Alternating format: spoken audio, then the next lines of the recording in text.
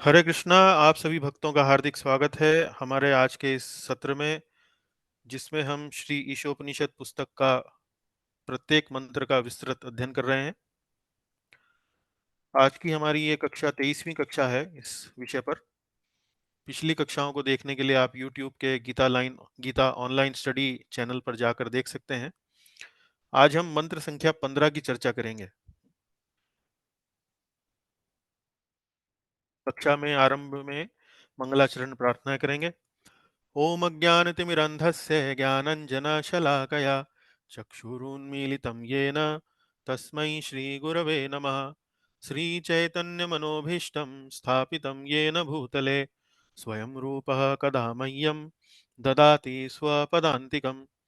वन्देऽहं श्रीगुरोः श्रीयुतापदकमलं श्रीगुरून् वैष्णवांश्च श्रीरूपं साग्रजातं सहगणरघुनाथान्वितं तं सजीवम् साद्वैतं सावधूतं परिजनसहितं कृष्णचैतन्यदेवं श्रीराधाकृष्णपादान् सहगणललिता श्रीविशाखान्वितांश्च।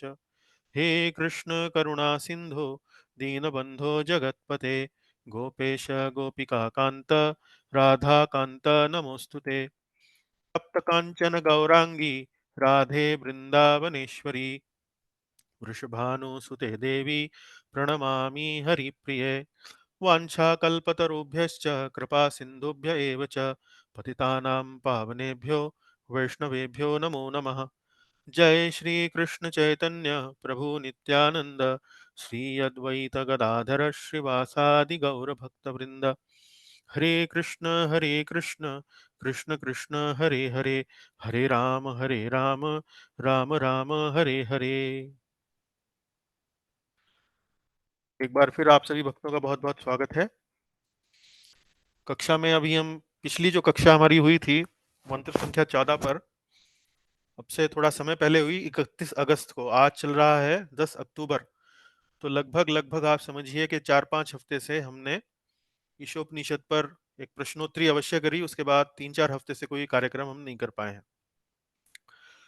तो कुछ मैं भी व्यक्तिगत रूप से व्यस्त था, कुछ बीच में हमने जन्माष्टमी का कक्षा करी, उसके बाद प्रभुपाद जी के ऊपर कक्षा करी, तो इस कारण से हम उपनिषद पे कक्षा नहीं कर पाए थे।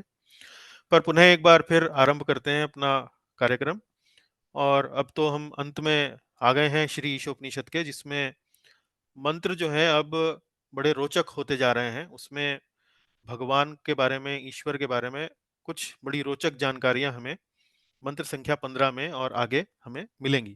तो देखते हैं। लेकिन उससे पहले पिछली कक्षा कक्षा संख्या 21 के ऊपर हम अपना पुनरावलोकन करेंगे। वो मंत्र संख्या 14 पर थी। मंत्र संख्या 14 में, क्योंकि मैं इसको जरा एनिमेट कर लेता हूं ताकि एक एक पॉइंट आपको बार बार दिखाई दे। चलिए, ये जरा अभी संभव नहीं होगा तो एक साथ ही करना पड़ेगा। हाँ, देखिए। तो मंत्र संख्या 14 में हमने संभूति और असंभूति के बारे में पढ़ा, जो कि चर्चा 12-13 मंत्रों में शुरू हो जाती है संभूति और असंभूति के बारे में। मंत्र संख्या 14 में हमने जो मेन रूप से, मुख्य रूप से सारांश जो था वो ये था कि जो संभूति और असंभूति को दोनों को जानता है वह मृत्यु को पार कर लेता है। इसका संभूति और असंभूति का अर्थ हमने आपको बताया था। प्रश्नोत्तरी पर में भी हमने बड़ी विस्तार से चर्चा करी थी। संभूति मतलब जिस वस्तु का स्वतंत्र अस्तित्व हो, वो तो सिर्फ और केवल भगवान है, उन्हें संभूति कहते हैं। और जिनका कोई परम स्वतंत्र अस्तित्व ना हो, उसे असंभूति कहते हैं। तो जो संभूति और असंभूति दोनों को जानता है वह मृत्यु को पार कर लेता है। संभूति के उदाहरण हमने पढ़े, वो हैं भगवान श्री कृष्ण, उनके नाम, गुण, रूप, लीलाएं इत्यादि। और असंभूति के उदाहरण हमने देखे, भौतिक जगत के जो प्राणी हैं उनमें देवी देवता आ गए, मनुष्य आ गए, पशु पक्षी आ गए।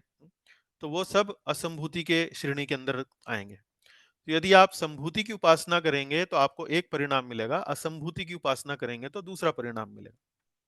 है? और संभूति असंभूति को दोनों को जो जानता है, दोनों को जो समझता है, वह मृत्यु को पार कर लेता है। तो इसका अर्थ क्या हुआ? जब हम असंभूति को जानते हैं तो हम ये समझने लगते हैं कि ये भौतिक जगत जो है वो अ, शाश्वत जगह नहीं है, ये नश्वर है, ये कोई परमानेंट स्थान नहीं है हमारे रहने के लिए। तो जब हम ये बात हमारी समझ में आने लगती है तो इससे हमें एक वैराग्य उत्पन्न होने लगता है और हम इच्छा करने लगते हैं ऐसे स्थान की जो वास्तव में हमारा शाश्वत जगह है।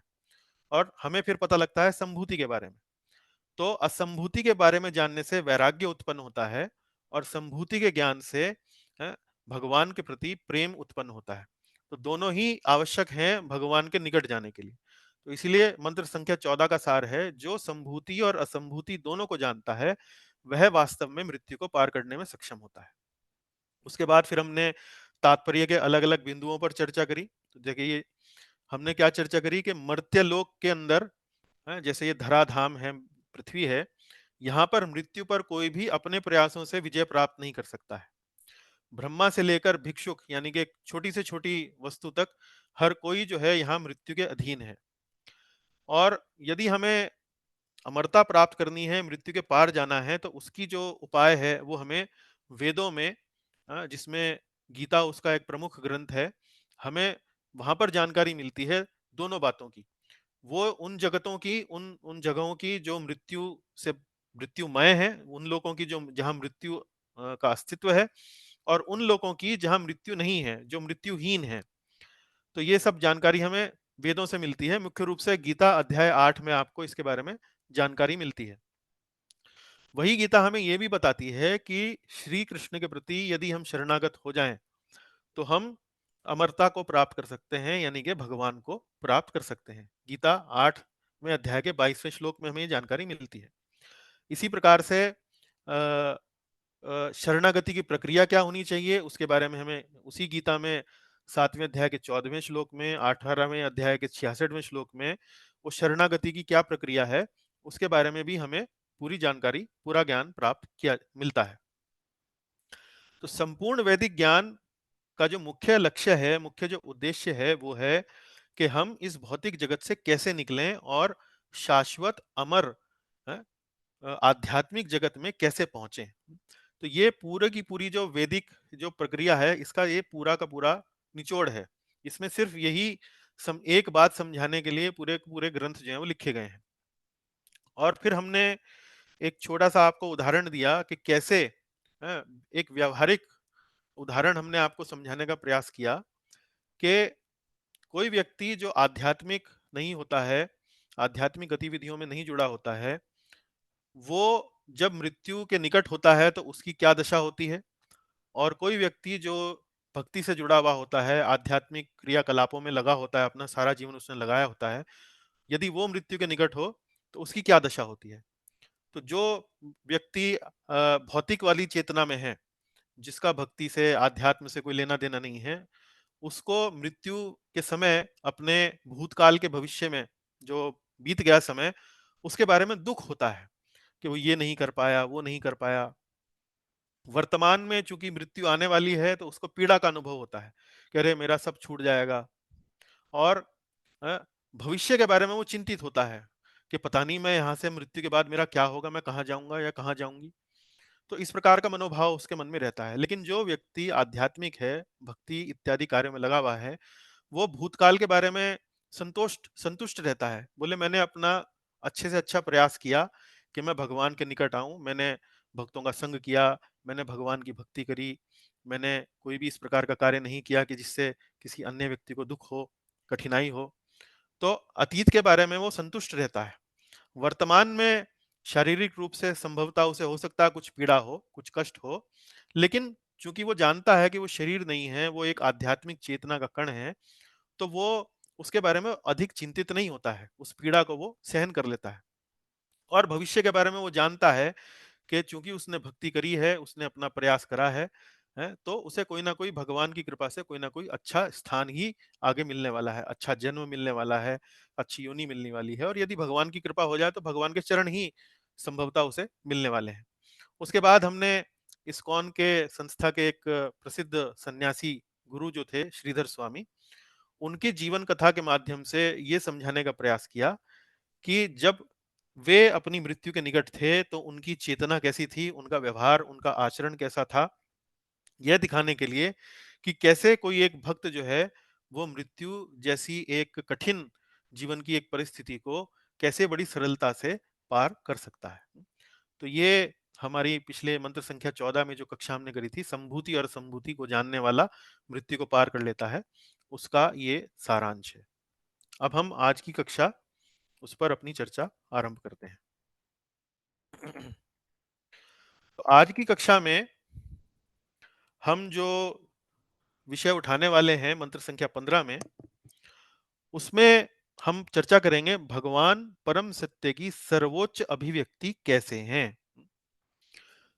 देखिए, थोड़ी भूमिका इसके बारे में बताना आवश्यक है।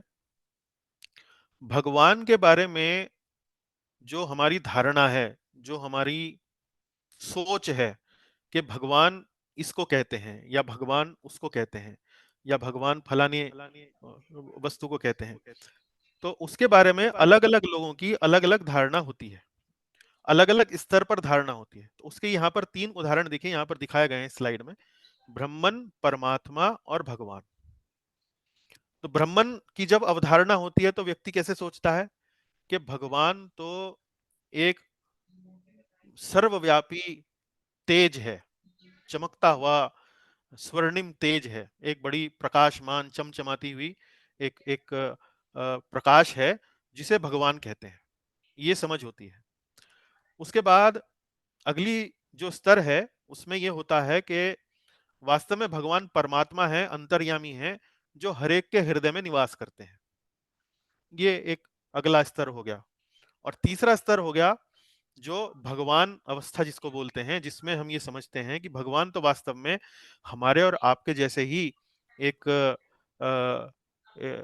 एक व्यक्ति हैं, जिनकी अपनी पसंद है, नापसंद है। हम भगवान के साथ प्रेम का आदान प्रदान भी कर सकते हैं, भगवान को अपना भोजन खिला सकते हैं, भगवान का भोजन खा सकते हैं, भगवान के साथ खेल सकते हैं, भगवान के साथ आनंद कर सकते हैं, इत्यादि इत्यादि। तो वही भगवान, लेकिन उसको समझने के 3 अलग-अलग स्तर। पहला स्तर ब्रह्मन, दूसरा स्तर परमात्मा और तीसरा स्तर भगवान। तो मंत्र संख्या 15, ये जो ईशोपनिषद का जो 15वां मंत्र है, इसमें इन तीनों अभिव्यक्तियों का परम सत्य मतलब जहां से सब कुछ आया है, उसको परम सत्य कहते हैं। जन्माद्यस्य यतः, जन्माद्यस्य यतः मतलब जिससे सब कुछ जन्म लेता है। ये श्रीमद् भागवत का पहला श्लोक है, जन्माद्यस्य यतः। तो ये जो परम सत्य है, उसमें जो सर्वोच्च अभिव्यक्ति है, उसकी जो पूर्ण अभिव्यक्ति है, वो क्या है और वो भगवान कैसे है। ये श्री कृष्ण का जो यहाँ पर सर्वोच्च अभिव्यक्ति के रूप में दिखाया गया है। तो भगवान परम सत्य की सर्वोच्च अभिव्यक्ति कैसे है, इस मंत्र से आज हम थोड़ी उस पर चर्चा करेंगे।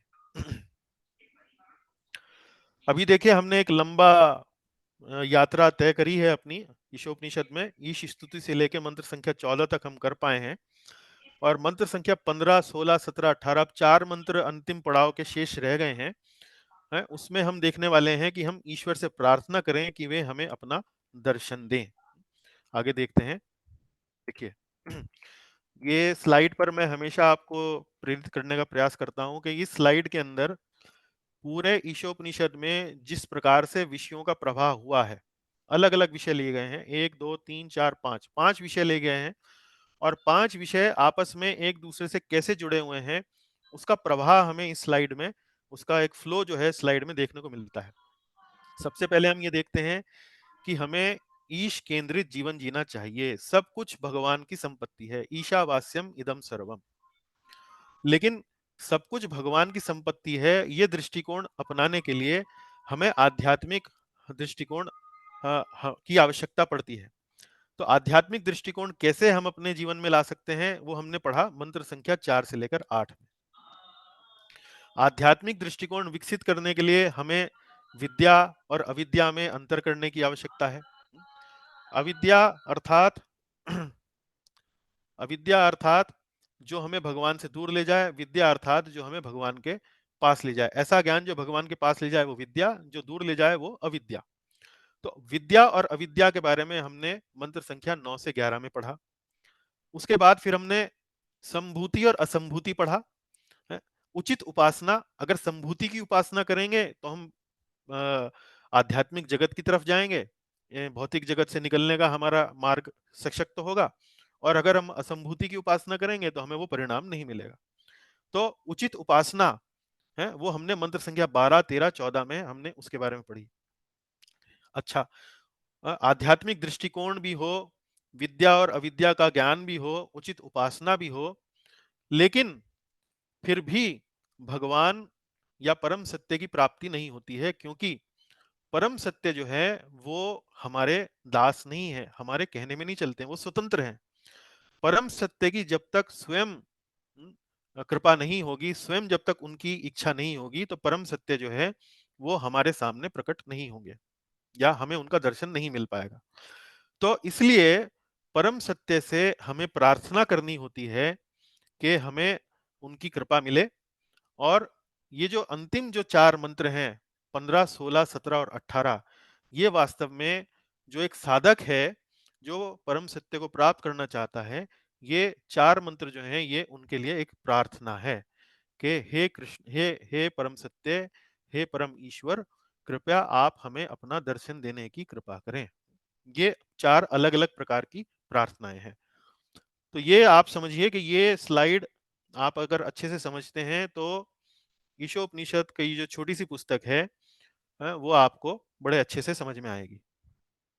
चलिए, यहाँ पूरी ईशोपनिषद पर एक अवलोकन करने के बाद हम अब अपना ध्यान केंद्रित करते हैं मंत्र संख्या 15, 16, 17, 18, इन 4 मंत्रों का एक अवलोकन। मतलब अवलोकन से मतलब ये है कि ऊपर से, जैसे एक 10 किलोमीटर ऊपर से जब आप नीचे धरती पे देखते हैं तो पूरा क्षेत्र जो है आपको नजर आता है।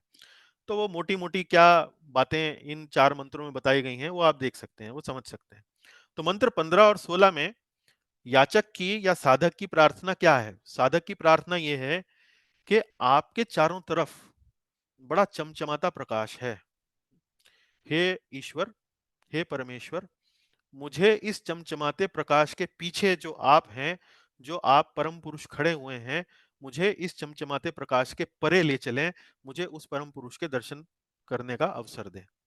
तो मंत्र 15 और 16 में इस भावना को व्यक्त किया गया है। मंत्र 17 और 18 में याचक कहता है कि मुझे बद्ध जीवन के सभी अवरोधों को पार करा अपने पास बुला ले। तो याचक अपने जीवन देखता है पीछे मुड़कर कि मैंने कई ऐसे कार्य किए हैं जो शायद मुझे नहीं करने चाहिए थे, और इन्हीं कार्यों के कारण संभवतः मेरा परम सत्य तक पहुंचने में बाधा होगी, अवरोध आएंगे। तो याचक अंत में, जीवन के अंत में भगवान से, ईश्वर से प्रार्थना कर रहा है कि कृपया उन अवरोधों को अनदेखा करें और फिर मुझे अपने पास बुला लें। तो ये प्रार्थनाएं हैं, 4 प्रार्थनाएं हैं मंत्र 15, 16, 17, 18, और हम बारी-बारी करके एक-एक कक्षाओं में इनका अध्ययन आज करेंगे। पहले आज मंत्र 15 का अध्ययन करेंगे। देखिए, तो मंत्र 15 में याचक भगवान से, ईश्वर से प्रार्थना करता है। उसके लिए पढ़ते हैं हम। हिरण्मयेन पात्रेण सत्यस्थापित हितं मुखं तत्त्वत्वं पूषन्न पावृणु सत्यधर्माय दृष्टये। हिरण्मयेन पात्रेण सत्यस्यापि हितं मुखं तत्त्वं पूषन्न पावृणु सत्यधर्माय दृष्टये। यहाँ मैंने कलर कोडिंग करना भूल गया हूँ। तो ये व्हाइट कलर में जो है, ये पहले का ये जो 2 शब्द हैं यहाँ पर, उनका हिरण्मयेन पात्रेण, हिरण्मयेन पात्रेण अर्थात स्वर्णिम तेज से, तेज के आवरण से। हिरण्मय, हिरण बोलते हैं स्वर्णिम तेज वाला। जैसे आपने प्रहलाद महाराज की कथा में हिरण्यकशिपु का नाम सुना होगा। तो हिरण्यकशिपु नाम का अर्थ है, हिरण्य मतलब स्वर्ण, और कशिपु मतलब एक तरह से शैया, शैया मतलब बिस्तर जिस पर सोते हैं। तो हिरण्यकशिपु का अर्थ मतलब जो स्वर्ण के प्रति आकर्षित था और जो भोग विलास के प्रति आकर्षित था, तो ऐसा व्यक्ति। तो यहाँ, खैर यहाँ तो अर्थ वो नहीं है। यहाँ तो हिरण्मयेन का मतलब यह है कि स्वर्णिम तेज। पात्रेण, पात्रेण मतलब आवरण से, स्वर्णिम तेज के आवरण से, सत्य स्यापि हितम मुखम। मुखम शब्द देखिए यहाँ बड़ा महत्वपूर्ण है। मुखम मतलब मुख। मुख, मुख जैसे व्यक्ति का, किसी व्यक्ति विशेष का मुख होता है, उसके बारे में है। तो ये भगवान से प्रार्थना कर रहा है याचक कि स्वर्णिम तेज के आवरण से आपका मुख, आपका असली मुखमंडल ढका हुआ है। सत्य स्या अपिहितम, अपिहितम का अर्थ होता है ढका हुआ होना। सत्य स्या अपिहितम मुखम, आपका असली मुखमंडल ढका हुआ है। तत्वम पूषन्न पावृणु, तत्वम पूषन्न पावृणु, हे समस्त जीवों के पालक, कृपया इस आवरण को हटा लीजिए। तत्वम पूषण अपावृणु, अपावृणु मतलब हटा लेना, आवरण का मतलब होता है ढक देना है, और अपावृणु का मतलब होता है उसको हटा लेना है। पूषण, पूषण शब्द यहाँ पर बड़ा महत्वपूर्ण है, और प्रभुपाद जी ने अपने तात्पर्य में पूषण शब्द को बड़े अच्छे से समझाया है, हम भी पढ़ेंगे। तो यहाँ जो साधक है वो भगवान के लिए कह रहा है पूषण, पूषण मतलब आप पालक हैं, पालनहार हैं, आप मेंटेनर हैं हमारे। हे समस्त जीवों के पालक, तत्वम, हे समस्त जीवों के पालक, कृपया इस आवरण को हटा लीजिए। तत्वम अपावृणु, इस आवरण को हटा लीजिए, है? और सत्य धर्माय दृष्टये, सत्य धर्माय, सत्य धर्माय का अर्थ क्या हुआ?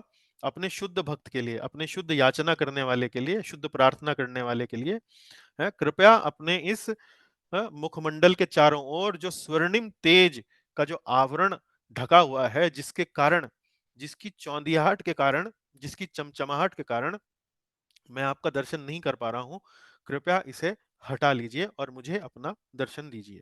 तो ये मंत्र संख्या 15 है। तो बड़ा रोचक मंत्र है। इसमें आप देख सकते हैं याचक भगवान से किस प्रकार की प्रार्थना कर रहा है। वो भगवान से कह रहा है कि आप अपने मुखमंडल के चारों ओर जो इतना तेज है उसको कृपा करके हटा लीजिए ताकि मैं आपका दर्शन कर सकूं। आगे इस पे चर्चा करेंगे, देखते रहिए। तो अनुवाद कौन पढ़ना चाहेंगे? कोई पढ़ना चाहेंगे कक्षा में से? यस प्रभु जी। हाँ, पढ़िए प्रभु। जी। हे भगवान, हे समस्त जीवों के पालक, आपका असली मुखमंडल तो आपके चमचमाचे चमचमाते तेज से ढका हुआ है। कृपा करके इस आवरण को हटा लीजिए और अपने शुद्ध भक्त को अपना दर्शन दीजिए। जी, देखिए वही प्रभुपाद जी ने एक ये यहाँ पर अपना अनुवाद लिखा है। तो अनुवाद में हमने बात अभी चर्चा में करी। आगे देखते हैं मंत्र 15 का व्यापक अर्थ। व्यापक अर्थ मतलब इस मंत्र में कुछ ऐसे बिंदु जिनको हम समझना चाहेंगे, सीखना चाहेंगे। दो तीन बातें ऐसी जो एक तरीके से हमारे लिए शिक्षा है इस मंत्र में। वो क्या है? पहला, ये भगवान से एक प्रार्थना है, ये प्रार्थना है, एक याचना है। क्या? अपने भक्त को दर्शन दें, कि भगवान अपने भक्त को दर्शन दें। दूसरा, प्रभु की कृपा के बिना स्वयं के प्रयासों से कोई भी ईश्वर के दर्शन नहीं कर सकता। तो भाई हम याचना किससे करते हैं? जब हम मान लीजिए जब आप कभी सफर कर रहे हो, कभी यात्रा पे निकले हो गाड़ी में, कार में अपनी, और किसी ऐसे चौराहे पे पहुंच जाएं जहां कोई, मतलब चौराहे पे कोई एक भिखारी जो है वो आपकी कार का शीशा ठकठकाए, तो वो उसके चेहरे पर दीनहीन भाव होते हैं। वो कृपा कर, वो याचना करता है कि थोड़ा सा मैडम जी, साहब जी, थोड़ा 2 रुपए दे दीजिए, 10 रुपए दे दीजिए, 5 रुपए दे दीजिए, इस प्रकार से याचना करता है। तो अब आप उसको पैसे देने के लिए कोई बाध्य नहीं है, लेकिन जब वो याचना करता है तो उस याचना से आपके मन में एक दया बोध जो है वो उत्पन्न होता है, और चल अच्छा कोई बात नहीं, चल ले, 2 रुपए ले ले बेटे, 5 रुपए ले ले, इस प्रकार से आप उसको देते हैं। तो इसी प्रकार से जब तक आप उसके ऊपर कृपा करने के नहीं सोचेंगे तो उसको वो धन नहीं मिल सकता है, वो भिक्षा नहीं मिल सकती है। इसी प्रकार से यहाँ पर भी जो साधक है वो भगवान से याचना कर रहा है, प्रार्थना कर रहा है कि प्रभु आपकी कृपा के बिना मैं आपके दर्शन नहीं कर सकता।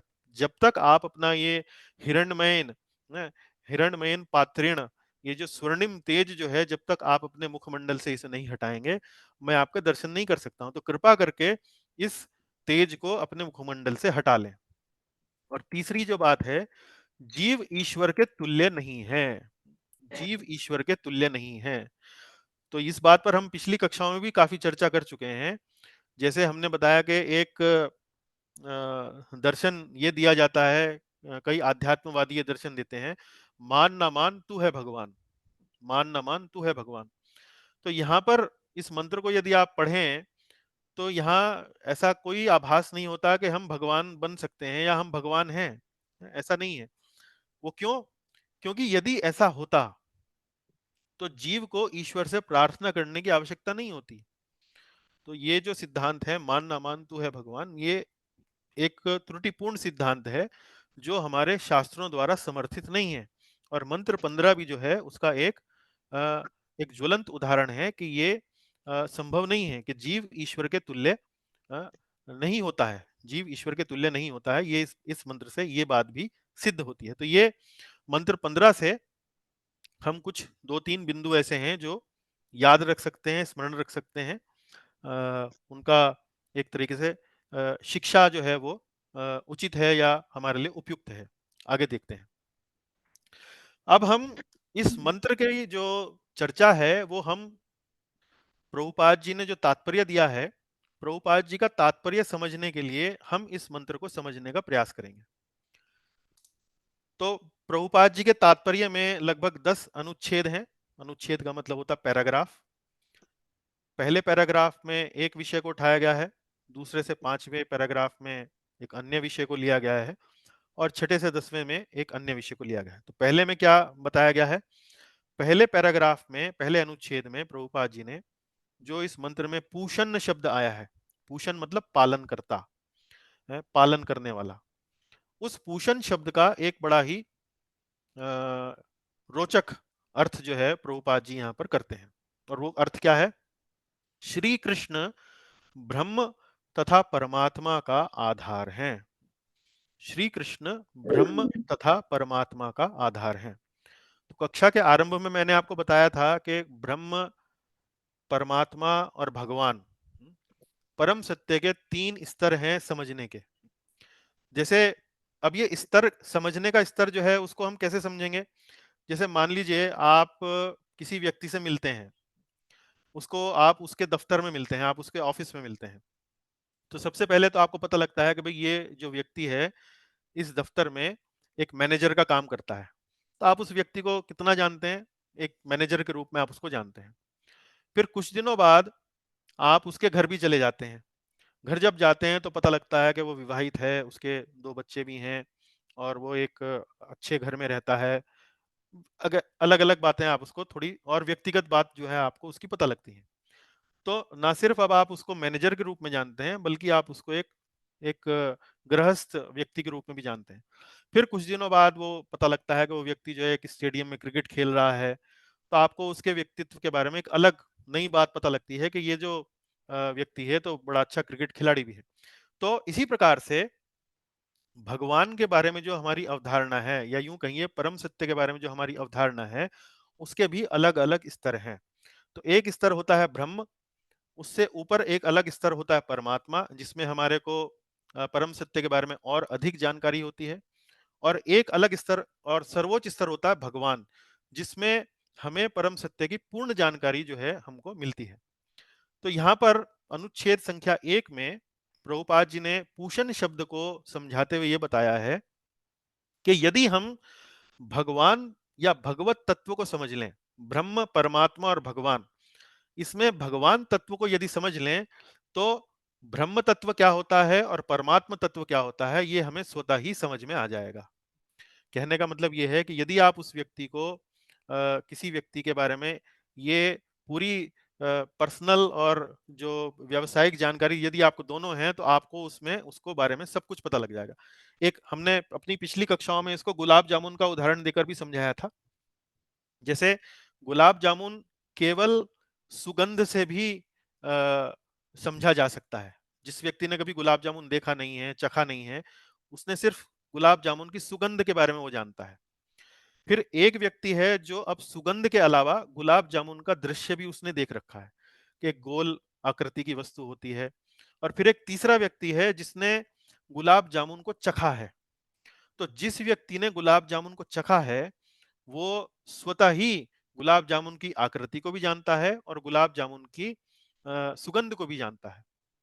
इसी प्रकार से यहाँ पूषण शब्द का व्याख्या करते हुए प्रभुपाद जी अपने तात्पर्य में लिखते हैं कि यदि आप कृष्ण तत्व को समझ लें तो ब्रह्म तत्व को और परमात्म तत्व को आप स्वतः ही समझ जाएंगे, उसके लिए अलग से कोई प्रयास नहीं करना पड़ेगा। तो इसीलिए वो कह रहे हैं कृष्ण ब्रह्म तथा परमात्मा का आधार है।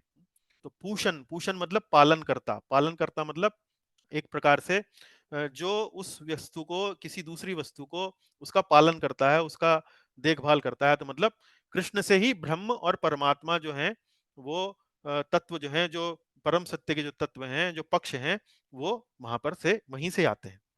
आगे और विस्तार से चर्चा करेंगे। देखिए अनुच्छेद 2 और 5 में यहां पर बताया गया है कि कृष्ण सदैव दिव्य आनंद से ओतप्रोत रहते हैं। तो ये जो आनंद की बात जो यहाँ हो रही है, वो आनंद हमें यहाँ ब्रह्म में और परमात्मा में नहीं मिलता है। तो जब हम भगवान कृष्ण को समझने लगते हैं, उनके बारे में जानने लगते हैं, तो उससे हमें एक विशेष आनंद का अनुभूति होती है।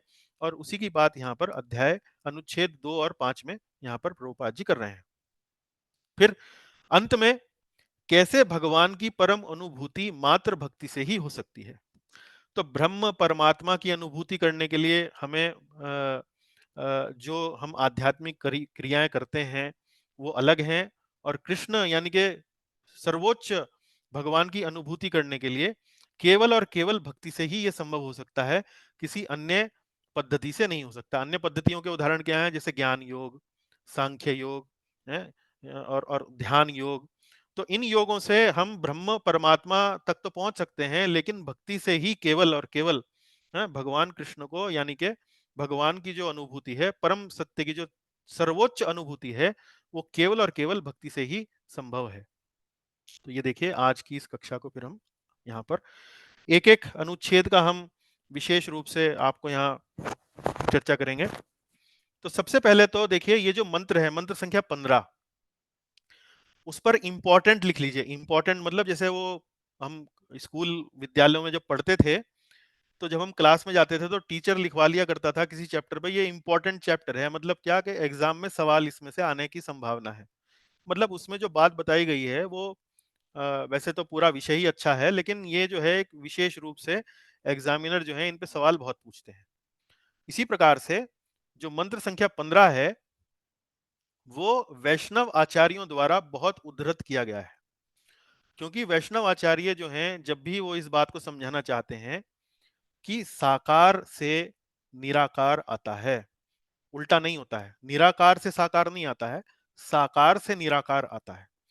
तो ये बात यहाँ इस मंत्र से कैसे स्पष्ट होती है, ये देखिए इस मंत्र में क्या कहा गया है। इस मंत्र में याचना की जा रही है कि आप अपने मुखमंडल से वो तेज हटा लें, वो निराकार तेज उसको हटा लें जिसने आपके मुखमंडल को ढका हुआ है, ताकि मैं आपके दर्शन कर सकूं। तो इसका मतलब क्या भाई, मुखमंडल से वो तेज निकल रहा है, जब ही तो वास्तव में वो तेज का कोई आधार क्या है, तेज का आधार वो भगवान का जो रूप है वो स्वयं उसका आधार है, ना कि उस तेज से भगवान का रूप आ रहा है। ऐसा नहीं है ना, उल्टा नहीं है ना। तो साकार पक्ष जो है निराकार पक्ष का आधार है, ये इस मंत्र से स्पष्ट हो जाता है। अब यहां देखिए यहां एक बात समझने वाली है कि इस मंत्र में जो याचना करने वाला है, जो प्रार्थना करने वाला जो व्यक्ति है, वो कह रहा है कि मैं आपके मुखमंडल का दर्शन नहीं कर पा रहा हूं। और क्यों नहीं कर पा रहा हूं, क्योंकि बहुत चमचमाता तेज उसके चारों ओर है।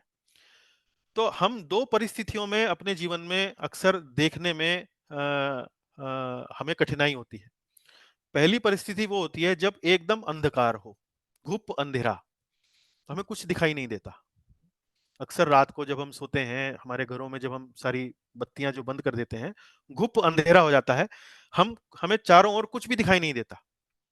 लेकिन एक दूसरी परिस्थिति भी होती है, और वो परिस्थिति आपने अक्सर अनुभव करी। आप सड़क पर गाड़ी चला रहे हैं, स्कूटर चला रहे हैं, और सामने से कोई एक गाड़ी आ रही है जिसकी जो फ्लड लाइट्स हैं, जिसकी जो हेडलाइट्स हैं, बहुत तेज प्रकाश वाली हैं। तो जब हम उसके सामने जाते हैं तो पीछे उसके कौन सी गाड़ी आ रही है, क्या आ रहा है, कुछ चल रहा है, कोई नहीं चल रहा है, कुछ दिखाई नहीं देता। तो दो परिस्थितियों में हमारी स्थिति जो है वो एक अंधे व्यक्ति के समान हो जाती है, जब तो बिल्कुल घुप अंधेरा हो और या फिर बहुत प्रकाशमान कोई अवस्था हो। तो अब हम उसके पीछे उस प्रकाश के पीछे क्या छुपा हुआ है वो नहीं देख पाते हैं।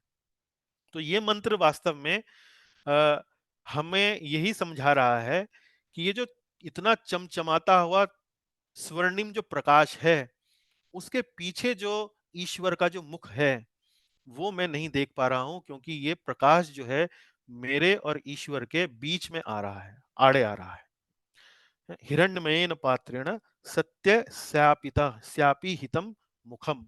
तो ये समझने वाली बात है यहाँ पर। अब प्रभुपाद जी ने अपने इस अनुच्छेद में हमें क्या समझाने का प्रयास किया गया है, क्या प्रयास किया है। प्रभुपाद जी लिखते हैं, भगवत गीता के 14वें अध्याय के 27वें श्लोक में अपने साकार स्वरूप के दे दीप्यमान तेज का वर्णन भगवान इस प्रकार करते हैं। तो अब हम यहाँ किस किस किस चर्चा में लगे हुए हैं? हम चर्चा में लगे हुए हैं एक तो भगवान का मुख और भगवान के मुख के चारों ओर फैला हुआ प्रकाश, जिसके कारण से साधक उनका मुख का दर्शन नहीं कर पा रहा है। तो प्रभुपाद जी इस बात को समझाने के लिए भगवत गीता से एक उदाहरण ले रहे हैं, एक एक श्लोक ले रहे हैं। उस श्लोक में यह बताया गया है कि ये जो चमचमाता हुआ तेज है, ये जो ब्रह्म ज्योति है, ये वास्तव में भगवान श्री कृष्ण से ही आती है। वो कैसे? वो श्लोक क्या है? ब्रह्मणो ही प्रतिष्ठाहम अमृतस्या अमृतस्या व्ययस्य च शाश्वतस्य च धर्मस्य सुखस्य कांतिकस्य च। ब्रह्मणो ही प्रतिष्ठाहम अमृतस्या अव्ययस्य च अमृतस्या अव्ययस्य च ब्रह्मणो ही प्रतिष्ठा अहम। अहम मतलब भगवान का बोला हुआ श्लोक है, ये श्री कृष्ण का बोला हुआ श्लोक है। तो भगवान श्री कृष्ण क्या कह रहे हैं? ब्रह्मणो ही प्रतिष्ठा अहम। ब्रह्म का आधार, ये जो निराकार ब्रह्म है, उसका आधार जो है वो मैं ही हूं। उसका जो आधार है वो मैं ही हूं, है जो। और ये ब्रह्म कैसा है? अमृतस्य, जो अमर है, अव्ययस्य, जो अविनाशी है, शाश्वतस्य, जो शाश्वत है, और धर्मस्य सुखस्य कांतिकस्य च, और जो परम सुख का स्वाभाविक पद है। तो इस मंत्र में, उपनिषदों में ये जो मंत्र मिल रहा है, 15वां मंत्र जो मिल रहा है, उससे संबंधित जो अनेक श्लोक, जो अन्य श्लोक है, वो गीता में भी हैं। और 14वें अध्याय का 27वां श्लोक उसका एक उदाहरण है, जहां श्री कृष्ण ने ये स्पष्ट बताया है कि वो ही इस निराकार ब्रह्म का आधार है, उल्टा नहीं है। निराकार ब्रह्म श्री कृष्ण का आधार नहीं है, श्री कृष्ण निराकार ब्रह्म का आधार है। ये बात भगवत गीता के 14वें अध्याय से भी स्पष्ट होती है। और आपने स्वयं देखा कि मंत्र संख्या 15 में क्या कहा गया है कि अपने मुख से वो आवरण हटा लीजिए ताकि हम आपका दर्शन कर सकें। इसका मतलब क्या? वो तेज कहां से आ रहा है? वो मुख से ही आ रहा है, वो भगवान के रूप से ही आ रहा है, भगवान के शरीर से ही आ रहा है। आगे देखिए। तो अभी तो 14वें श्लोक से, 14वें अध्याय के श्लोक से हमने देखा कि श्री कृष्ण ही, हाँ, उस ब्रह्म ज्योति का आधार है, ब्रह्म ज्योति वहीं से आती है। अब अगला जो उदाहरण वो गीता से दे रहे हैं प्रभुपाद जी, वो दे रहे हैं 10वें अध्याय का 42वां श्लोक। यहां पर प्रभुपाद जी ये समझा रहे हैं कि परमात्मा तत्व है, उसका आधार भी श्री कृष्ण है। श्री कृष्ण ही सर्वव्यापी परमात्मा का आधार भी हैं। वो क्या है? अब देखिए क्या श्लोक है ये। अथवा बहु नैतेन किम ज्ञातेन तव अर्जुन विष्टभ्यामिदं कृत्स्नम् एकांशेन स्थितो जगत् विष्टभ्या विष्टभ्याहम इदं कृत्स्नम् एकांशेन स्थितो जगत्। अब यहां देखिए, लेकिन हे अर्जुन, इस सारे विशद ज्ञान की क्या आवश्यकता है? मैं अपने एक अंश मात्र से इस समग्र ब्रह्मांड में व्याप्त होकर इसको धारण करता हूं। तो परमात्मा, जो भगवान का ये जो पक्ष है, जो परम सत्य का ये जो पक्ष है, परमात्मा जिसे बोलते हैं, उसका कार्य क्या है? उसका कार्य है भौतिक जगत का पालन करना, भौतिक जगत की देखभाल करना, भौतिक भौतिक जगत का एक प्रकार से संचालन करना। उसके प्रभारी हैं, उसके अध्यक्ष हैं। भौतिक जगत कैसे चलेगा, कैसे नहीं चलेगा, आपने देखा होगा भौतिक जगत में पृथ्वी अपनी धुरी पर घूम रही है, सूर्य के चारों ओर चक्कर लगा रही है।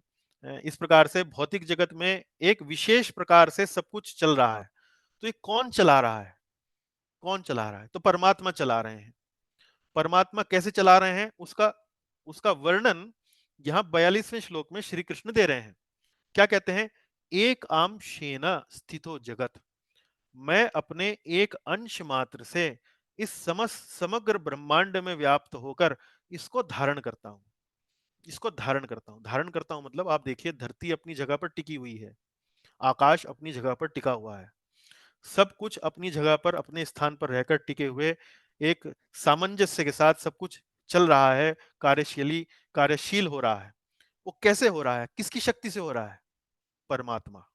उसकी परिभाषा है परमात्मा। और उस परमात्मा की शक्ति कहां से आ रही है? श्री कृष्ण गीता में कह रहे हैं, ये तो मेरा एक अंश मात्र है, मैं अपने एकाम शेना स्थितो जगत, मैं अपने एक अंश मात्र से इस समग्र ब्रह्मांड में व्याप्त होकर इसको धारण करता हूं। तो ये अभी तो पहले हमने देखा ब्रह्म, ब्रह्म ब्रह्म मतलब सर्वव्यापी प्रकाश, ब्राइट, एकदम स्वर्णिम प्रकाश, वो परमात्मा, वो भगवान का परम सत्य का एक पक्ष है। उससे अगला पक्ष क्या है? उससे अगला पक्ष है परमात्मा पक्ष। परमात्मा पक्ष में क्या है? परमात्मा पक्ष का कार्य क्या है? इस समस्त भौतिक ब्रह्मांड का, जगत का, उसको उसका पालन करना, उसको उसका नियंत्रण करना। ईश्वर, ईश्वर जो शब्द आता है, या परमेश्वर या परमात्मा, परम ईश्वर, परम ईश्वर का मतलब होता है नियंत्रण करता, नियंत्रण, कंट्रोलर। तो इसके कंट्रोलर कौन है?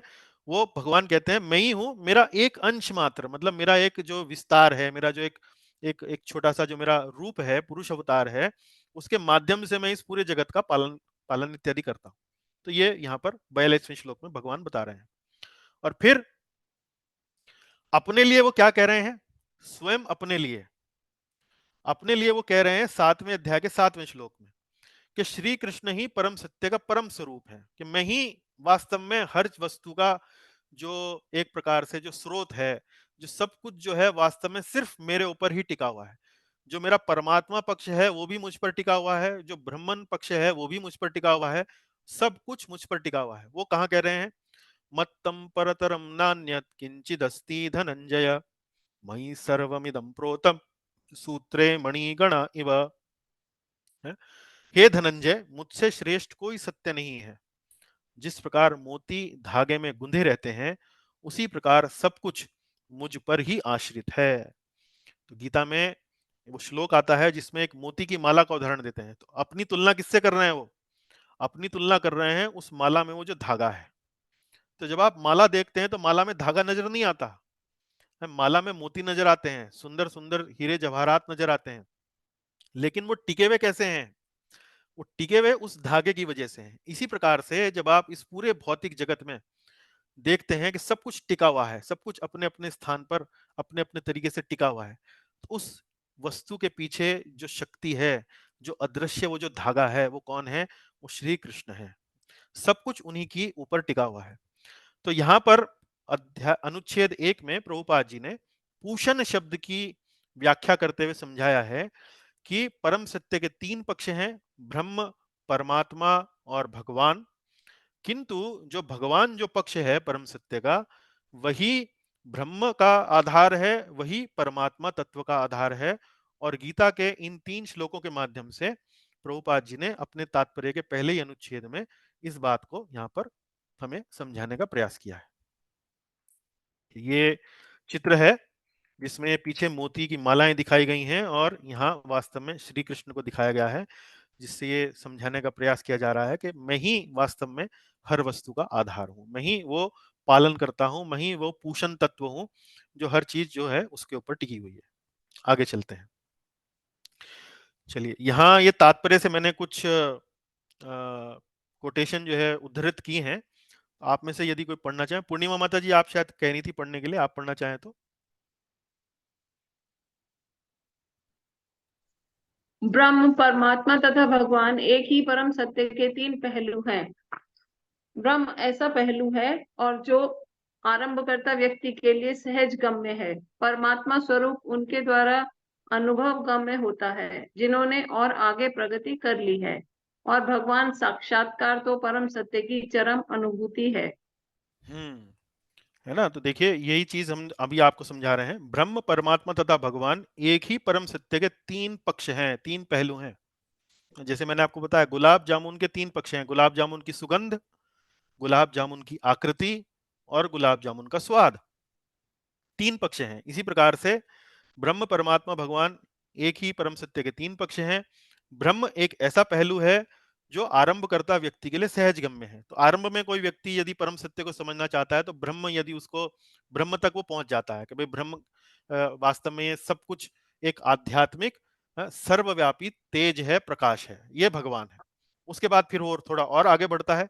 परमात्मा स्वरूप उनके द्वारा अनुभव गम्य होता है जिन्होंने और आगे प्रगति कर ली है। और भगवत साक्षात्कार तो परम सत्य की चरम अनुभूति है।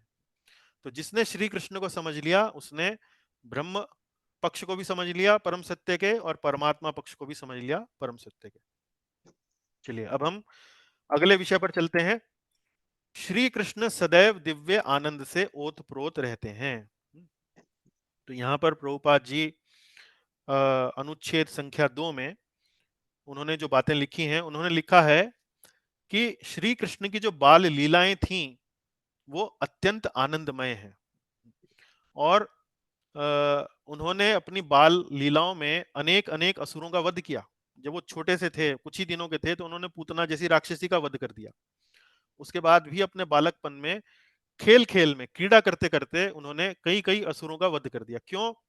क्योंकि वे अपने संगी साथियों को एक आनंद देना चाहते थे। और फिर माखन चोर की लीला, उसका उदाहरण दे रहे हैं, अपने संगियों को आनंद देने के लिए। तो यहाँ इस विषय पर हम आगे कक्षा में आगे भी चर्चा करेंगे।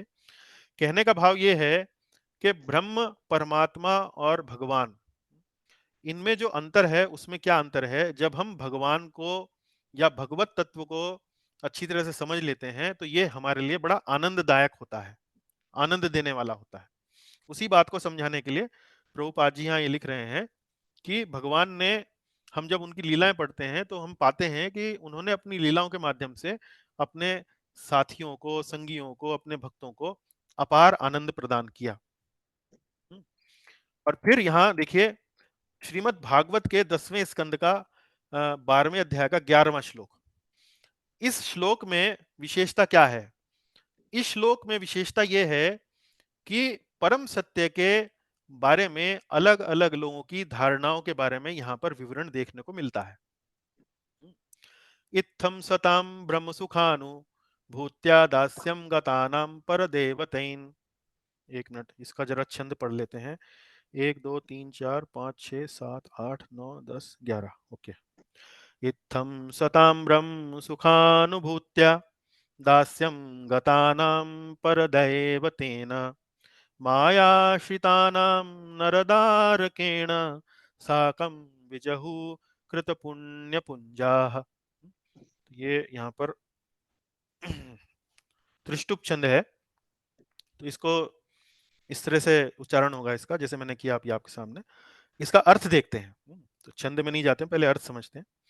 ज्ञानियों द्वारा निराकार आनंदमय ब्रह्म के रूप में अनुभव किए जाने वाले इत्थम सताम ब्रह्म सुखा अनुभूत्या, ज्ञानियों द्वारा निराकार आनंदमय ब्रह्म के रूप में अनुभव किए जाने वाले। तो आनंदमय ब्रह्म के रूप में अनुभव किए जाने वाले किसके बारे में लिखा है? ज्ञान योगियों के बारे में लिखा है। तो जो ज्ञान योगी होते हैं वो परम सत्य को किस प्रकार समझते हैं? आनंदमय ब्रह्म। जैसे मैंने आपको भी बताया, ब्रह्म, परमात्मा और भगवान। तो आनंदमय ब्रह्म ये किसकी अनुभूति है? ज्ञान योगियों की। किए जाने वाले पूर्ण पुरुषोत्तम ब्रह्मान भगवान, जिनकी पूजा भक्तों के द्वारा परमेश्वर रूप में दास्य भाव में की जाती है। दास्यम गतानाम परदैवतेन।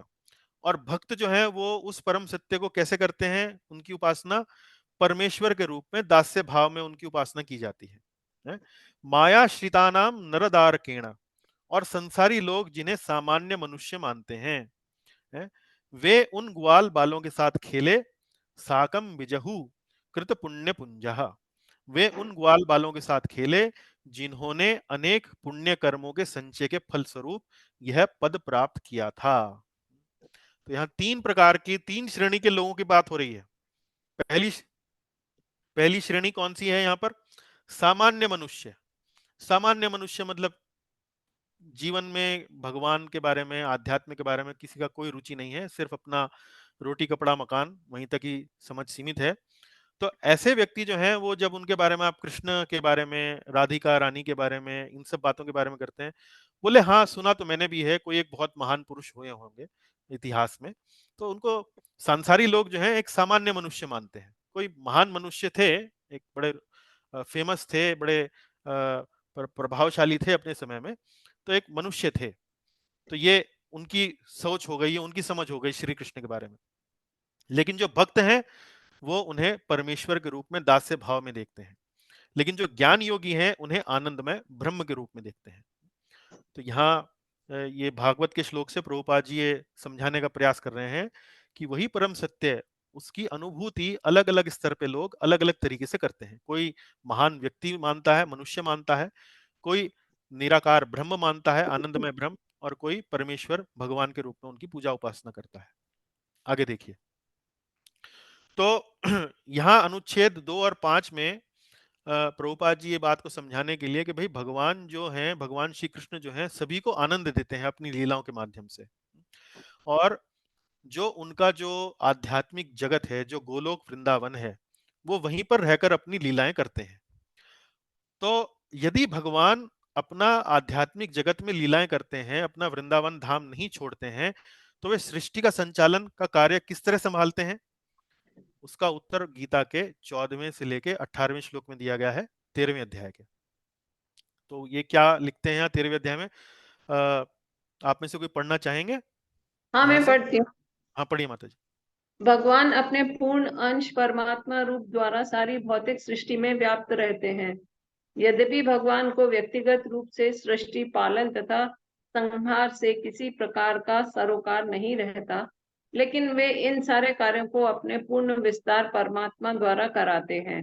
प्रत्येक जीव आत्मा कहलाता है और प्रमुख आत्मा जो इन सबको वश में रखते हैं वे परमात्मा कहलाते हैं। हाँ, तो हमने पहले भी अभी थोड़ी चर्चा करी कि वे परमात्मा कौन होते हैं?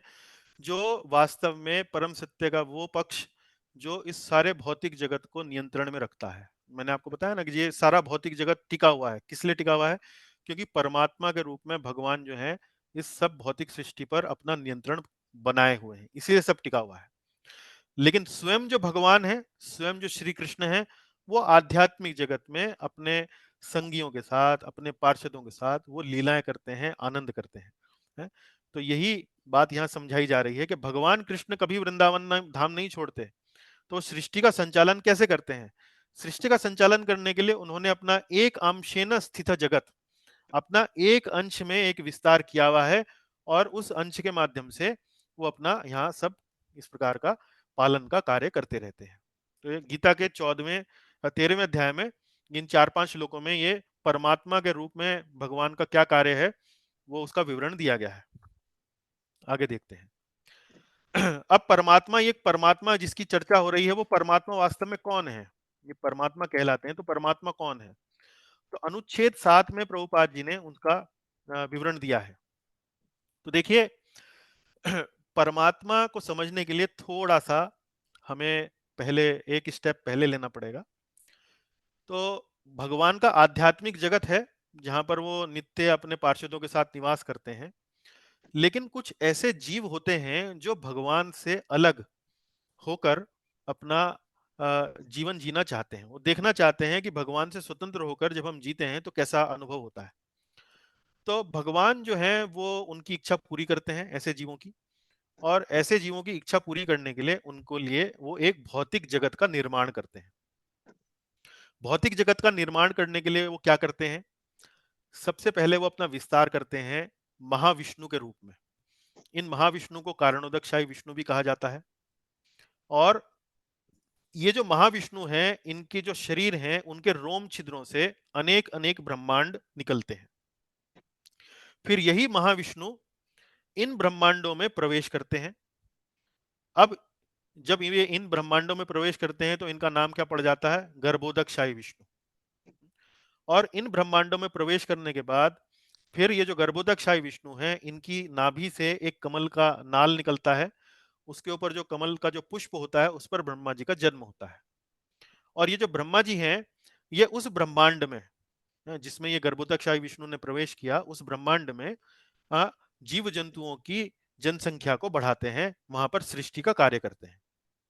और फिर यही जो गर्भोदकशाही विष्णु हैं, जब ब्रह्मा जी जीवों को संरचना कर देते हैं, तो यही जो गर्भोदकशाही विष्णु हैं समस्त जीवों के हृदय में परमात्मा के रूप में बैठते हैं।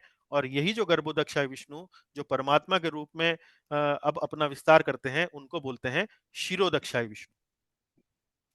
तो थोड़ा सा हो सकता है कठिन लगे, लेकिन आप दोबारा सुन लीजिएगा।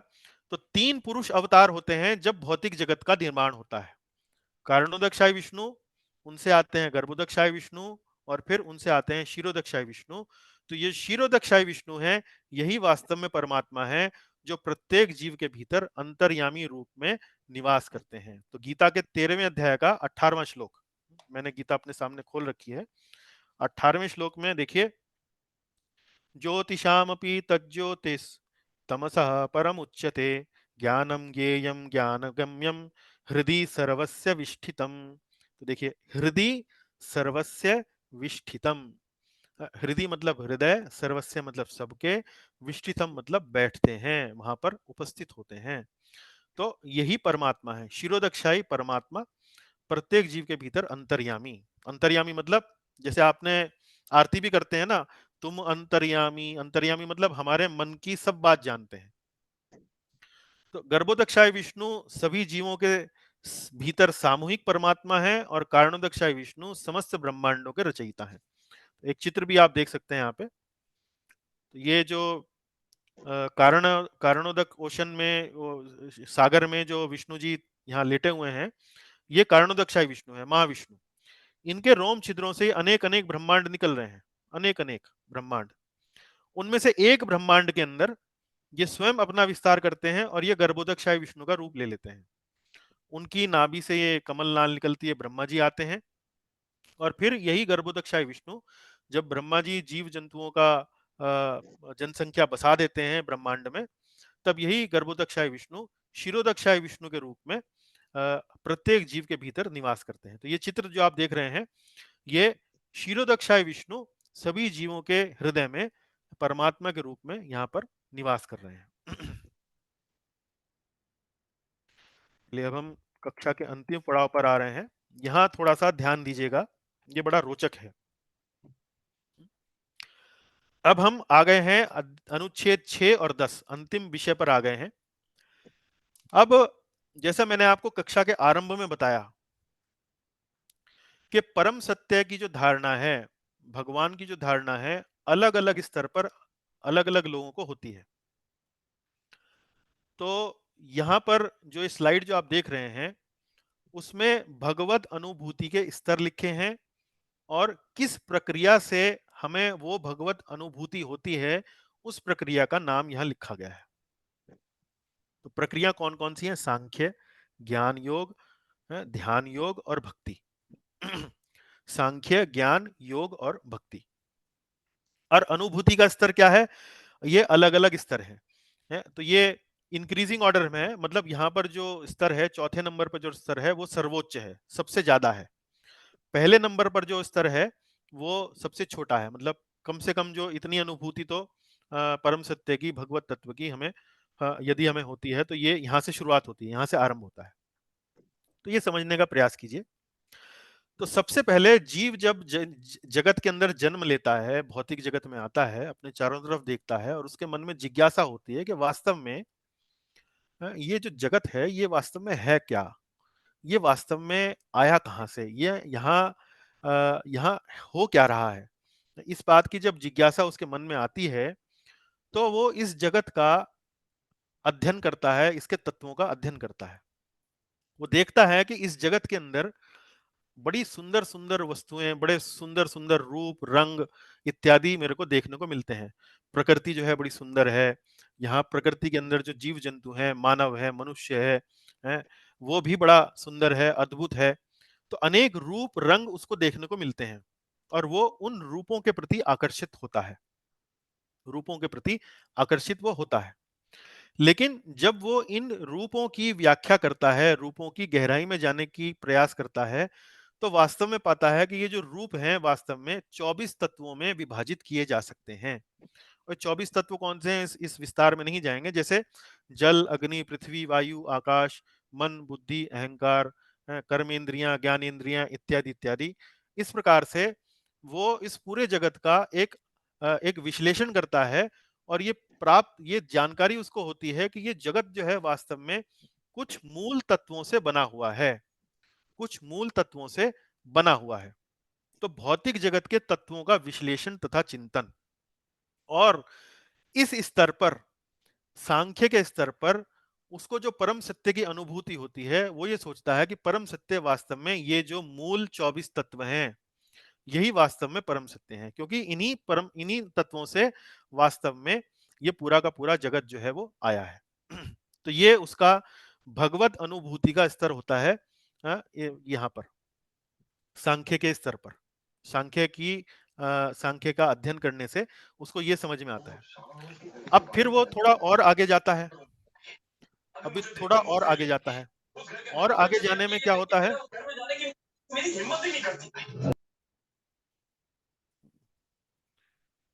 जी, आगे जब वो जाता है तो अब उसको क्या समझ में आता है, अब वो उसको समझ में आता है कि ये जो वास्तव में परम सत्य है ये भौतिक जगत के परे कोई एक ऐसा प्रकाश है जो आध्यात्मिक है और सर्वव्यापी है।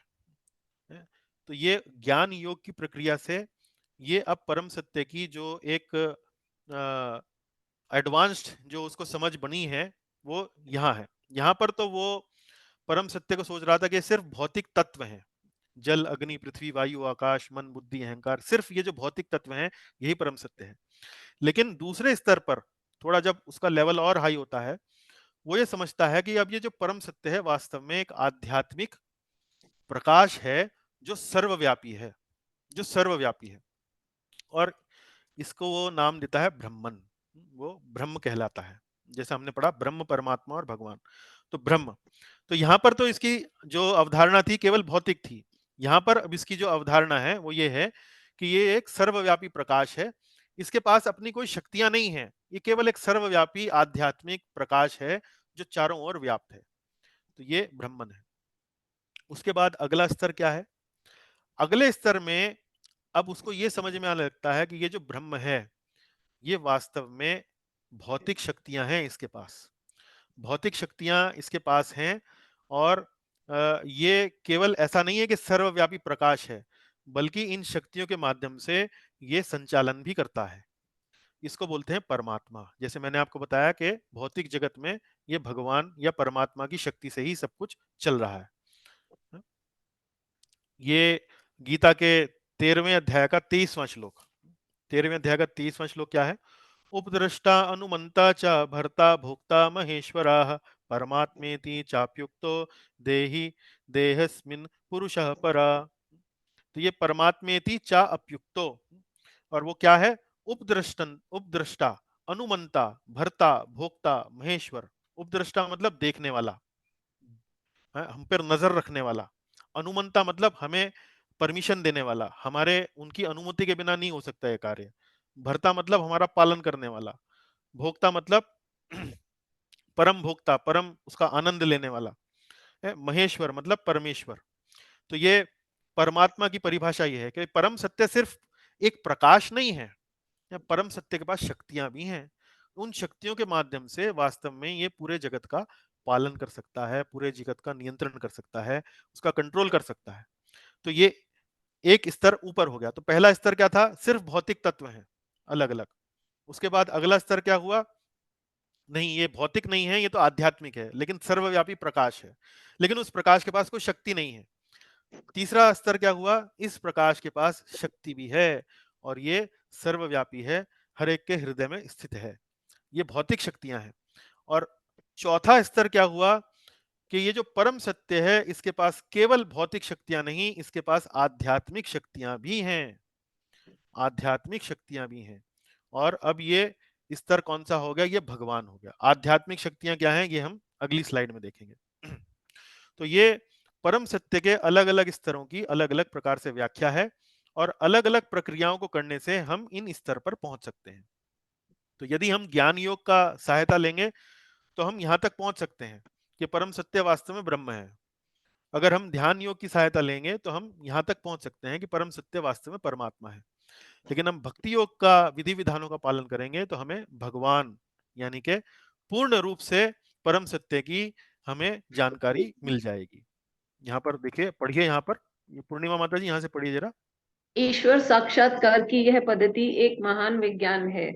भौतिकवादी सांख्य योगी इस भौतिक सृष्टि के 24 तत्वों का विश्लेषण तथा चिंतन ही कर सकते हैं, क्योंकि उन्हें पुरुष अर्थात भगवान के विषय में कोई जानकारी नहीं रहती और निर्विशेष अध्यात्मवादी ब्रह्म ज्योति की चकाचौंध मात्र से ही मोहित हो जाते हैं। यदि कोई सचमुच परम सत्य को पूरी तरह जानना चाहता है तो उसे 24 भौतिक तत्वों एवं ब्रह्म ज्योति को भेद कर उनके परे जाना होगा। श्री ईशोपनिषद प्रणम पात्र या भगवान के दीप्तमान आवरण को हटाने के लिए प्रार्थना करते हुए इसी ओर संकेत करते हैं। हाँ जी, देखिए अब ये जो सारा का सारा विषय है जो हम पढ़ रहे हैं, उसको यहाँ सर जो मूल मंत्र है, मंत्र संख्या 15, उससे जोड़ रहे हैं प्रभुपाद जी। वो क्या कह रहे हैं कि भौतिकतावादी सांख्य योगी तो 24 तत्वों तक ही रहता है, जल अग्नि पृथ्वी वायु आकाश। थोड़ा और आगे बढ़ा तो ब्रह्म ज्योति की चकाचौंध में ढक जाता है। ये ज्ञान योग, ये देखिए पिछली स्लाइड में हमने ज्ञान, यहाँ ब्रह्म। उसके बाद भी अगर उसे और आगे जाना है, तो प्रभुपाद जी लिखते हैं, यदि कोई सचमुच परम सत्य को पूरी तरह जानना चाहता है तो उसे भौतिक तत्वों और ब्रह्म ज्योति को भेद कर उनके परे जाना होगा। श्री ईशोपनिषद हिरण्यमय पात्रेण या भगवान के दीप्तमान आवरण को हटाने के लिए प्रार्थना करते हुए इसी ओर संकेत करती है। तो यही यही बात यहाँ प्रभुपाद जी समझा रहे हैं कि जो चकाचौंध है, परम सत्य की जो चकाचौंध है, इसके पार जाना होगा, तभी जाकर आपको भगवान के दर्शन होंगे। अब यहाँ जो पिछली स्लाइड हमने ये दिखाई थी आपको, ये वाली स्लाइड, उसी को थोड़ा सा खोलकर एक विश्लेषण के रूप में उसका विस्तार करके समझाने का मैं यहाँ पर प्रयास करूंगा। तो सांख्य मतलब प्रकट रूप से मूल तत्वों की ओर बढ़ना। मैंने आपको जैसे समझाया कि प्रकट रूप, जैसे हम देखते हैं कि बड़े सुंदर सुंदर यहाँ वृक्ष हैं, प्रकृति है, अनेक जीव जंतु हैं, तो ये प्रकट रूप हैं जो हमें दिखाई देते हैं। तो सांख्य में हम प्रकट रूपों से मूल तत्वों की ओर बढ़ते हैं। मूल तत्व कौन से? जल अग्नि पृथ्वी वायु आकाश। और फिर सांख्य योग में जो समझ बनती है वो ये है कि मूल तत्व ही परम सत्य है। जैसे मैं आपको उदाहरण दूंगा, जैसे पूरी है, पूरी जैसे खाने के लिए जो हम पूरी बनाते हैं, पूरी जब हम देखते हैं तो हमारे मुंह में पानी आता है, बड़ी स्वादिष्ट लगती है। खाने देख उसका रूप रंग देखते ही, उसकी कल्पना मात्र से ही जो हमारा जो मनोभाव है वो इस प्रकार का हो जाता है कि बड़ी कोई स्वादिष्ट वस्तु हम खाने वाले हैं और मुंह में पानी आने लगता है। लेकिन यदि मैं उस पूरी के स्थान पर आपको वहां पर आटा रख दूं, थोड़ा तेल रख दूं, थोड़ा पानी रख दूं, मे बी थोड़ा सा नमक रख दूं, तो क्या आपको आटा, पानी, तेल, नमक देखकर आपके मुंह में कोई मतलब पानी आएगा? कोई स्वाद की कल्पना आप कर सकते हैं? नहीं कर सकते। तो ये जो स्तर होता है परम सत्य को जानने वाला, इसमें भी एक जो प्रगति होती है साधक की, वो ये होती है कि जब वो मूल तत्वों के बारे में समझने लगता है तो उसका इस भौतिक जगत से एक जो आकर्षण है वो समाप्त हो जाता है। जैसे आटा, पानी, तेल इत्यादि को देखकर हमें लगता है कि भाई ये इसमें कोई स्वाद नहीं है, ये तो जब पूरी की शेप में होता है जब ही स्वाद देता है।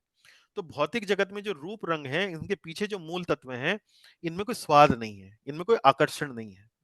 तो ये जो भावना है, ये जो ज्ञान है, ये एक प्रकार का वैराग्य हमारे मन के अंदर उत्पन्न करता है। तो वर्तमान जगत में जो वैज्ञानिक हैं, ये इसका एक उदाहरण है।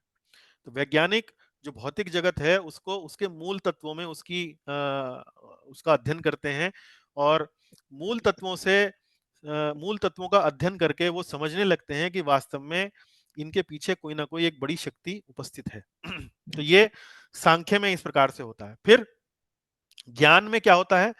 मूल तत्वों से आगे वो चेतना की ओर बढ़ता है। चेतना मतलब कॉन्शियसनेस, कि ये वास्तव में जो मूल तत्व तो है भौतिक, लेकिन चेतना जो है वो आध्यात्मिक है, अपरिवर्तनशील है, शाश्वत है। लेकिन ये जो तत्व हैं ये विनाशशील हैं, परिवर्तनशील हैं। बस परम सत्य एक शुद्ध चेतना है। शुद्ध चेतना मतलब सिर्फ चेतना और चेतना है, और कुछ नहीं है, और कुछ नहीं है। जैसे चेतना का मतलब क्या है? मान लीजिए मैं किसी वस्तु को देख रहा हूं। मान लीजिए मैं एक मोबाइल फोन है मेरे सामने, मैं इस मोबाइल फोन को देख रहा हूं। तो मैं देखने वाला हूं, मोबाइल जो है वो देखने वाली वस्तु है। और मैं कैसे देख पा रहा हूं? क्योंकि मुझसे चेतना जो है मोबाइल फोन तक पहुंच रही है और मोबाइल फोन के बारे में कुछ ज्ञान एकत्रित कर रही है और मुझे इस मोबाइल फोन का आभास हो रहा है। तो जब हम कहते हैं कि बस एक शुद्ध चेतना है, शुद्ध चेतना का मतलब यह है कि इस अवधारणा में ना तो मैं हूं, ना तो देखने वाला है, ना देखने वाली वस्तु है। केवल वो जो चेतना है, केवल वो ही अस्तित्व में रहती है। तो ये जो केवल चेतना होती है, केवल ब्रह्म सत्य है, जगत मिथ्या है, ये उस प्रकार की अवधारणा है। परम सत्य बस एक शुद्ध चेतना है, केवल ब्रह्म ही ब्रह्म है और कुछ नहीं है। तो ये समझने वाली नहीं है, ये समझ में नहीं आ सकती, क्योंकि ऐसा अधूरी ये जो दर्शन है ये अधूरा है। इससे आप चीजों को नहीं समझा सकते। फिर अगला जो स्तर है वो ये है कि परम सत्य एक चेतना तो है, लेकिन ये जो चेतना है ये केवल चेतना नहीं है, ये इसके साथ ज्ञान भी है। इसके साथ मतलब ये देख रही है कि क्या चल रहा है, क्या हो रहा है। ये जो हो रहा है, जो दृश्य घट रहे हैं, घटनाएं घट रही हैं, इनके बारे में वो जानकारी भी ले रही है, उसका ज्ञान भी उसको हो रहा है। तो मतलब जैसे एक निरीक्षक है, निरीक्षक मतलब एक सुपरवाइजर। तो ये परमात्मा स्तर पर होता है, जिसमें परमात्मा जो है सबके हृदय में बैठकर सबके क्रियाकलापों के बारे में जानकारी रखते हैं। जगत के अंदर क्या चल रहा है सब उनको मालूम है, यानी कि भौतिक जगत के एक प्रभारी के रूप में। लेकिन भक्ति में क्या होता है? भक्ति में ये होता है कि ये जो परमात्मा जो पक्ष है, उसके साथ साथ जो ये भगवत पक्ष में केवल उनके पास भौतिक शक्तियां नहीं है, बल्कि आध्यात्मिक शक्ति भी है। अब ये आध्यात्मिक शक्ति से क्या अर्थ है? आध्यात्मिक शक्ति का क्या कार्य है? भौतिक शक्ति का कार्य क्या है? भौतिक शक्ति का कार्य क्या है? नियंत्रण करना, कि भाई ये चीज यहां से हटाओ, ये चीज यहां से लगाओ। इस प्रकार से ये भौतिक शक्ति का कार्य है, नियंत्रण इत्यादि करना। लेकिन आध्यात्मिक शक्ति का कार्य क्या है? आध्यात्मिक शक्ति का कार्य है आनंद प्रदान करना। किसको? है जो देखने वाला है। जैसे परमात्मा है वो देखने वाले हैं, तो वो देख ही नहीं रहे हैं, उनके पास भौतिक शक्तियां ही नहीं है, वो आनंद भी प्राप्त करते हैं। जब वो अपने भक्तों के साथ क्रीड़ा करते हैं, भक्तों के साथ मेल मिलाप करते हैं, तो उन्हें आनंद मिलता है। इसी प्रकार से जो भक्त होते हैं उनको भी इन सब कार्यकलापों से भगवान के उनका आनंद मिलता है। जैसे कई बार जब आप आध्यात्मिक कार्यकलाप करते हैं तो आपके मन के भीतर एक संतोष की भावना उपस्थित होती है, एक आनंद की भावना उपस्थित होती है। तो वो आनंद की भावना कहां से आ रही है? वो वास्तव में भगवान की आध्यात्मिक शक्ति है, जो आपको ये इस प्रकार से अंदर से भीतर से पोषित कर रही है। तो ये आध्यात्मिक शक्ति है। तो आध्यात्मिक शक्ति से भगवान जो है वो भक्तों के साथ प्रेम का आदान प्रदान कर सकते हैं। और इसी आध्यात्मिक शक्ति के कारण भगवान जो है वो अपने भक्तों को एक एक प्रकार के आवरण से ढक देते हैं, जिससे जो भक्त है वो ये नहीं जान पाता कि वो जिसके साथ कार्यकलाप कर रहे हैं वो वास्तव में परम भगवान है? जैसे यशोदा माई। तो यशोदा माई जब भगवान के पीछे छड़ी लेकर दौड़ती हैं उनको पनिशमेंट देने के लिए, तो यशोदा माई ये भूल जाती हैं कि ये तो परम सत्य भगवान है। लेकिन उस परम सत्य के साथ, उन भगवान के साथ एक माता का और एक पुत्र का जो एक जो आनंदमय एक जो संबंध है, उसको भगवान के साथ उसका आदान प्रदान करने के लिए भगवान जो है अपनी योग माया शक्ति से अपने भक्त यशोदा माई को ये भुला देते हैं कि वो परम भगवान है। तभी ये एक प्रकार से प्रेम का आदान प्रदान हो पाता है। तो ये जो योग माया है ये ये ढकती है, लेकिन इसको ढकने से भक्ति बढ़ती है। और जो महामाया है, महामाया भी ढकती है, लेकिन महामाया के ढकने से हम भगवान से दूर जाते हैं। तो ये योग माया और महामाया में अंतर है। तो ये योग माया किस कारण से आती है? भगवान की आध्यात्मिक शक्ति से आती है। तो परमात्मा में ये आध्यात्मिक शक्ति नहीं होती। परमात्मा के स्तर पर केवल भौतिक शक्ति होती है जगत का नियंत्रण करने के लिए। ज्ञान के स्तर पर केवल एक सर्वव्यापी तेज है, प्रकाश है, एक आध्यात्मिक है जो अनश्वर है, अपरिवर्तनशील है, शाश्वत है। सांख्य में केवल भौतिक जगत के स्तर पर, जहां पर सिर्फ भौतिक तत्व मूल तत्व है। तो ये एक तरीके से आप देखिए, ये धीरे धीरे धीरे धीरे धीरे धीरे और गहरा और विस्तृत जो है भगवत के बारे में, परम सत्य के बारे में हमारा ज्ञान बढ़ता है।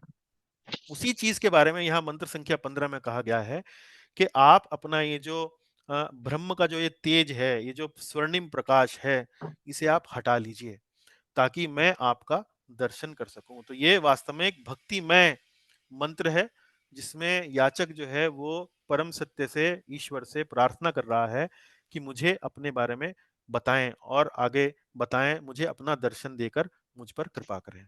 तो ये इस तरह से इस मंत्र में प्रभुपाद जी ने हमें समझाने का प्रयास किया है। तो बड़ा ही रोचक मंत्र है, परम सत्य की बड़ी एक विशिष्ट चरित्र के बारे में हमें यहाँ पढ़ता है, जानकारी हमें मिलती है। इसी के साथ हम आज यहाँ का ये कक्षा जो है समाप्त करते हैं। श्री ईशोपनिषद की जय, शिला प्रभुपाद जी की जय। यदि कोई प्रश्न है, कोई टिप्पणियां हैं, कोई आपका आप कुछ शेयर करना चाहते हैं तो अब हम चर्चा कर सकते हैं। धन्यवाद। आशा है कक्षा आपको समझ में आई होगी, रुचिपूर्ण लगी होगी। यदि कोई आपका डाउट है तो बताइए। बताइए, कक्षा समझ में आ पाई? कुछ मतलब थोड़ी टेक्निकल थी लेकिन सही है।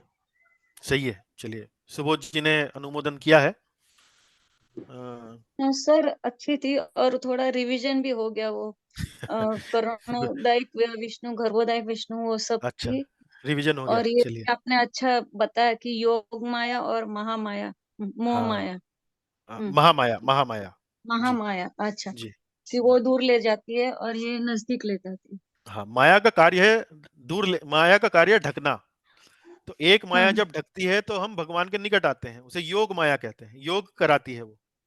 हाँ और एक माया जिसमें हम भौतिक जगत के जो जीव हैं पड़े रहते हैं, उसका कार्य है हाँ जीव को दूर ले जाना, जिसमें धन आ गया, अलग अलग प्रलोभन आ गए जगत के, भौतिक जगत के। तो जब हम इन प्रलोभनों में पड़ते हैं तो भगवान को भूल जाते हैं, भगवान से हाँ दूर सर, चले जाते हैं। हाँ लेकिन वो आध्यात्मिक शक्ति नहीं है, वो भौतिक शक्ति है। महामाया भौतिक शक्ति है। हाँ लेकिन आध्यात्मिक शक्ति हमें भगवान के निकट लेकर आती हाँ। जी। चलिए, अगर आपको समझ में आया तो मेरे लिए बड़ी आनंद की बात है। और कोई प्रश्न यदि हो तो बताइए। चलिए, नहीं कोई प्रश्न है तो ये भी बड़ी आनंद की बात है कि लगता है आपको कक्षा अच्छे से समझ में आई है। तो अगली बुधवार को पुनः एक बार फिर उपस्थित होंगे मंत्र संख्या 16 पढ़ने के लिए। तब तक के लिए आप सभी भक्तों का बहुत बहुत धन्यवाद, बहुत बहुत आभार। Hare okay Krishna. Sir. Hare Hare Krishna, Krishna thank you Prabhu ji. Sir. Hare Krishna. Hare Krishna. Hare Hare Krishna. Krishna. Hare Krishna ji. Hare Krishna. Hare Krishna Prabhu ji. Hare Krishna. काफी मनन करना पड़ेगा इसके लिए। दोबारा सुन लीजिएगा वीडियो पे, हाँ दोबारा हाँ, रिकॉर्डिंग बिल्कुल सुन। बिल्कुल। और थोड़ा प्रभुपाद जी का ये तात्पर्य पढ़ने का प्रयास कीजिए, उसमें अच्छा समझाने का प्रयास किया है जी। नहीं नहीं, ठीक है। थोड़ा थोड़ा धोने से धुलाई हो जाती है, बार बार जी, धुलने से। बार बार धुलने से धुलाई हो जाती है जी। अच्छा जी, धन्यवाद। हरे धन्यवाद। कृष्ण। हरे कृष्ण। हरे कृष्णा। हरे कृष्ण।